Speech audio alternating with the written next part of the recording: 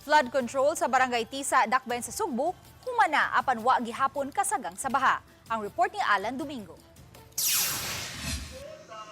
Naabtana mo kini mga tao nga may kuha sa mga basurang inanod sa baha nga nialis sa mga drainage.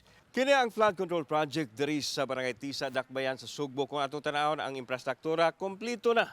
Apan wa gihapon kini makasulbad sa baha inigbundak sa uwan. Gumikan usab matod pa sa daghang mga faktor nga maoy hinungdan nga dili gyud mohubas ang tubig.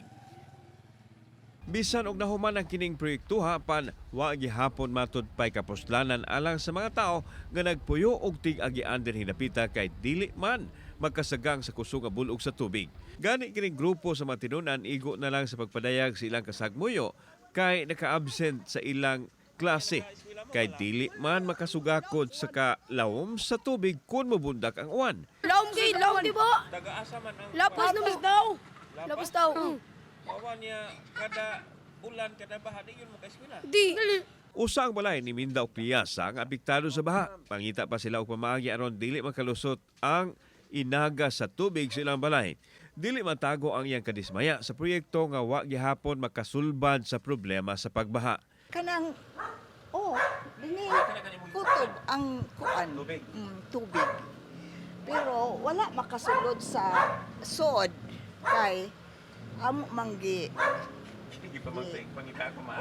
Suma sa foreman sa proyekto nga taod-taod nang nahuman ang proyekto nga adunay gitas-on nga 120 meters ug giladmon nga 4 meters. Tungod sa kusog sa bulog sa tubig, moawas yun gihapon kini. Doon na sila'y makina nga musuyop sa tubig apan ang problema kay wa pay permit gikan sa power utility kay mogamit pa man kini og kuryente. Birag water pump panalitan og way uwan.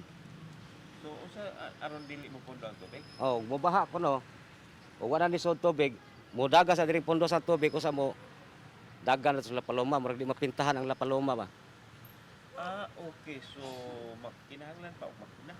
Oh, pero to gitaw nga makina ang kuha atong kuryente na Las Bico. Gigahinan sa kagamahanan sa Dakbayan ug kapin 60 milyones pesos ang proyekto aron pagkontrol sa pagbaha nga sagad makaapekto sa 16 ka mga sityo sa Barangay Tisa. Ang ako lang nga kung naa sila project ingon ini diliin ka nila kanang timi-on. Ako ni nagbara ko nung adto pag adto sa Lapaloma ning problema silang culvert dito ba. Ya dito man gi-inject Ang kaning lupsatanan ng tubig. oh, mo na nga pagtuok dito awas gid diri kini makalapos ang tubig dali. Kauban si Godfrey Reliana ko si Alan Domingo.